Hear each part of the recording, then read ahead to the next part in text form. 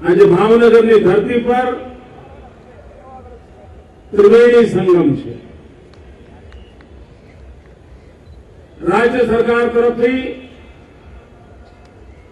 राज्यनो प्रजासत्ताक पर्वनो उत्सव भावनगर की धरती पर उजवવાનો निर्णय કરવામાં આવ્યો અને ભાવનગર એટલા માટે પસંદ કરવામાં આવ્યું કારણ કે આ ધરતીના બે પનોતા પુત્ર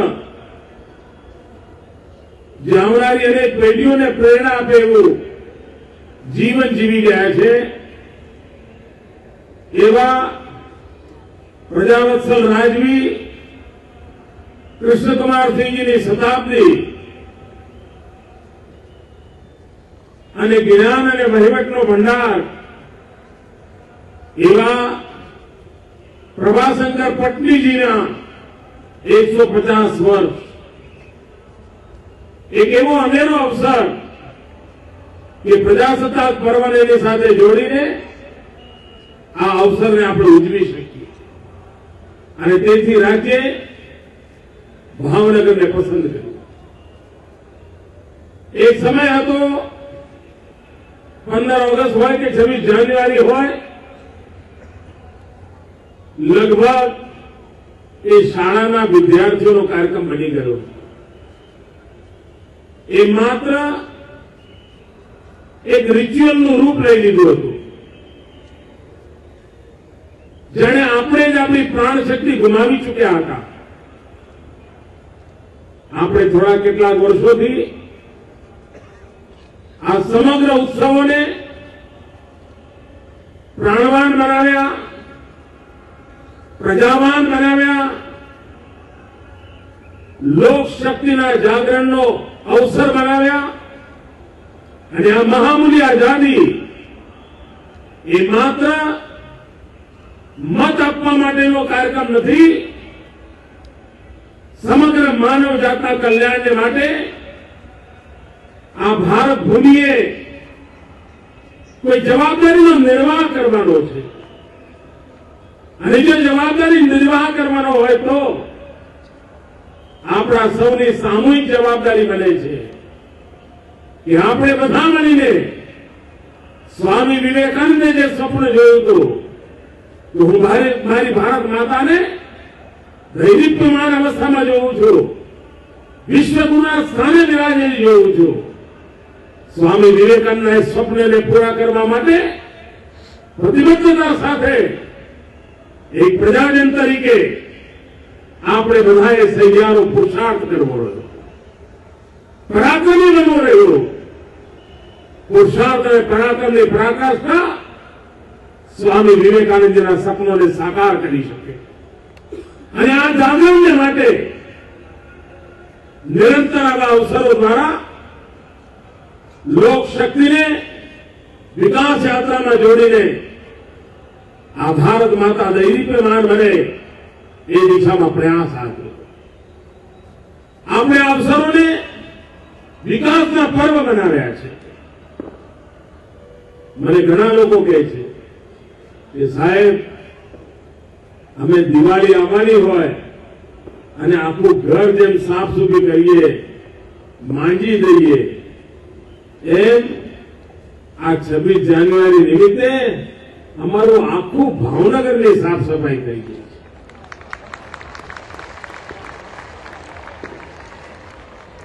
आपने आनंद आवे छे पण मने दुख थाय छे कारण पाछा तमे एम कहो कि साहेब हवे फरी 15 ऑगस्ट के 26 जान्युआरी क्यारे लावशो जेथी करीने अमारी सफाई थाय। भाईओ बहनों, एक नागरिक तरीके आपणुं कर्तव्य छे कि आपणे हवे भावनगरने आवुं ज साफ सुथरू राखीए। नागरिक तरीके આપણું કર્તવ્ય બને છે। શરૂઆત ત્યાંથી થાય છે। ડગલે ને પગલે આપણે મહાત્મા ગાંધીને યાદ કરીએ પણ મહાત્મા ગાંધીને જો સાચી શ્રદ્ધાંજલિ આપવાની હોય તો હું એમ કહું કે સ્વચ્છતાનો આગ્રહ, સ્વચ્છતાનો અમલ, સ્વચ્છ જીવી જાણવું એનાથી મોટી મહાત્મા ગાંધીને કોઈ શ્રદ્ધાંજલિ ના હોઈ શકે। કેટલા ટન કચરો ઉપાડ્યો. આ કચરો ગાંધીનગરથી નાખવા હું નહોતો આવ્યો ભાઈ, પણ સાફ કરવા માટે માર ખાવું પડ્યું. આ પરિવર્તન આપણે લાવવું પડે, આપણા સ્વભાવમાં લાવવું પડે. અને એ જો આપણે કરીશું, આજે જયારે વિશ્વની અંદર 21મી સદી હિન્દુસ્તાનની સદી તરીકે જોવાઈ રહી છે, ત્યારે આ એક મહત્વની બાબત ને ઓછી આંકવા જેવી નથી. ભાઈઓ બહેનો, આપણે આ વિકાસનું પર્વ મનાવ્યું છે, ત્યારે ગયા 1 મહિનાથી ભાવનગર નગરમાં અને ભાવનગર જિલ્લામાં અનેક વિકાસના કામોના શિલાન્યાસ થયા, અનેક વિકાસના કામોના લોકાર્પણ થયા, અનેક નવા વિકાસના કામોના આયોજન થયા. સામાન્ય રીતે જે કામો સરકારની જે ટેવ છે પ્રમાણે ચાલે તો કાગળિયા ફરિયાદ કરે, ફાઇલો ચાલ્યા કરે, 1.5-2 વર્ષ નીકળી જાય. એ આ 26 જાન્યુઆરી નિમિત્તે અઠવાડિયા 10 દિવસ 15 દિવસની અંદર આ ભાવનગરની ધરી ધરતી પર એને ઉતારી દેવામાં આવ્યા. આપણા વિકાસના કામને ઝડપ આવે છે. અને આ નિમિત્તે 140 કરોડ રૂપિયાના વિકાસના કામોના લોકાર્પણ થયા. આ મહિનાની અંદર આ સમય દરમિયાન 155 કરોડના નવા કામોના ખાતમુહૂર્ત થયા. આ સમયગાળા દરમિયાન 424 કરોડ રૂપિયાના નવા વિકાસના આયોજનો થઈ ગયા. આપ વિચાર કરી શકો છો કે 26 જાન્યુઆરી નિમિત્તે વિકાસના કામોને કેવી ગતિ આપી શકાય છે. અને એના કારણે પ્રજાની ભાગીદારી પણ વધતી હોય છે. એક પર્વ પ્રજાને કેવી પ્રેરણા આપી શકે છે, એ સમગ્ર હિન્દુસ્તાનમાં આપણે નમૂનારૂપ બનાવ્યું છે. ભાઈ બહેનો, ગુજરાત એક નાનકડું રાજ્ય છે. 26 જાન્યુઆરીની પરેડની દિલ્હી પર સમગ્ર દેશ જોવા માટે આવતો હોય છે. અને દિલ્હી પછી કોઈ એવો 26 જાન્યુઆરી ક્યાં ઉજવાતી હોય અને દેશનું ધ્યાન જતું હોય તો ગુજરાતની ધરતી પર ઉજવાય છે. એ આપણે સ્થિતિ લાવી છે. આઝાદીના દિવાનાઓએ, આઝાદી માટે મરી મિટનાર મહાપુરુષોએ કેટલા સપના સજીને આ દેશ આપણને સુપ્રત કર્યો છે. એમણે કેટલા કષ્ટ વેઠ્યા છે, હાસ્યના તખ્ત શોભાવ્યા છે, જિંદગીમાં જવાની જેલોમાં ખપાવી છે. એટલા માટે ભારત માતા આઝાદ થાય, એ આઝાદ હિન્દુસ્તાન આપણને સુપ્રત કર્યું છે. એ સ્વરાજ્યને સ્વરાજ્યમાં પરિવર્તિત કરવું એ આ દેશના 120 કરોડ નાગરિકોની જવાબદારી છે. 6 કરોડ ગુજરાતીઓએ ગુજરાતને દિશામાં આગળ ધપાવીને નમૂનારૂપ કામગીરી કરવાની પહેલ કરી છે. એને આગળ ધપાવી એ આપણો પ્રયાસ છે. અને ભાઈઓ બહેનો, આજે જયારે 26મી જાન્યુઆરીએ પ્રજાસત્તાક પર્વ નિમિત્તે આપણી વચ્ચે આવ્યો છું, ત્યારે અને કૃષ્ણકુમારસિંહજી શતાબ્દી ઉજવી રહ્યા છે, ત્યારે મારે આ ગોહિલવાડને એક નજરાણું આપતા જવું છે. અને નજરાણું છે, હવેથી ભાવનગર યુનિવર્સિટીનું નામ કૃષ્ણકુમારસિંહજી ભાવનગર યુનિવર્સિટી તરીકે એ નામને ઓળખાવ્યું. અને ત્યાં ભણનારો પ્રત્યેક વ્યક્તિ એ રાજવીના નામ માત્રને નહીં, એમાંથી પ્રેરણા લઈને ભાવિ પેઢીઓને આપવા માટે તૈયાર થશે, એવી હું આશા રાખું છું. ભાઈઓ બહેનો, મેં આજે સવારે ઘોઘા રોરો ફેરી સર્વિસના શિલાન્યાસમાં ઉદ્ઘાટન કર્યું. 3-3, 4-4 દાયકાનું પડી રહેલું સપનું એને સાકાર કરવાનું મારા ભાગ્યમાં આવ્યું છે. મારે માટે આનંદની ઘડી છે. એવો વિકાસનો રૂપ બદલાશે હું બરાબર જોઈ શકું છું. પણ એની સાથે સાથે આપણું અલંગ શિપ બ્રેકિંગ યાર્ડ તરીકે દુનિયામાં જાણીતું થયું, પણ આપણે ત્યાંથી આગળ વધ્યા જ નહીં. કેટલા દાડા સુધી ભાંગફોડ કર્યા કરી, બહુ થયું ભાઈ. બહુ શીખ તોડ્યા, ઘણા કાટમાળ વેચ્યા. હવે મારે નવી દિશામાં લઈ જવું છે અને એટલા માટે 175 કરોડ રૂપિયાથી મરીન શિપ બિલ્ડિંગ યાર્ડ અહીંયા ઉભા કરવાનો સરકારે વિચાર્યું છે. શિપ બનાવવાનું કામ અહીંયા થશે. અહીંના નૌજવાનોનું કૌશલ્ય સમુદ્ર પાર કરવાનું સાધન બનાવશે. એ દિશામાં કામ કરવાનો વિચાર કર્યો છે. નવા માળિયામાં નવી ગુજરાત ઔદ્યોગિક વિકાસ નિગમ દ્વારા જીઆઈડીસી દ્વારા 2300 હેક્ટરમાં એક નવી ઔદ્યોગિક વસાહત ઉભી કરવામાં આવશે, જેના કારણે લઘુ ઉદ્યોગોને, નવજવાનોને નવા રોજગાર માટેનો અવસર મળી રહે એ કામ કરવામાં આવશે. ભાઈઓ બહેનો, ગુજરાત ખૂબ ઝડપે એનું શહેરીકરણ થઈ રહ્યું છે. હિન્દુસ્તાનનું અર્બનાઇઝેશનનું પ્રમાણ કરતા ગુજરાતના અર્બનાઇઝેશનનું પ્રમાણ વધારે છે. ખૂબ નજીકના ભવિષ્યમાં આ રાજ્યની 50-55% જનતા ગણ્યા ગાંઠા શહેરોમાં રહેતી થવાની છે. ભાઈઓ બહેનો, જેમ મનુષ્યને ફેફસાની જરૂર હોય છે ને, એમ શહેરને ફેફસાની જરૂર પડતી હોય છે. જો શહેરને ફેફસું ન હોય તો એ શહેરમાં જીવનારો વ્યક્તિ ક્યારે સ્વસ્થ જિંદગી ન જીવી શકે. અને તેથી ભાવનગરને એક મજબૂત ફેફસું મળે એટલા માટે વિક્ટોરિયા પાર્કનો રમણીય પર્યટન સ્થળ તરીકે વિકાસ કરવાનો નિર્ણય છે.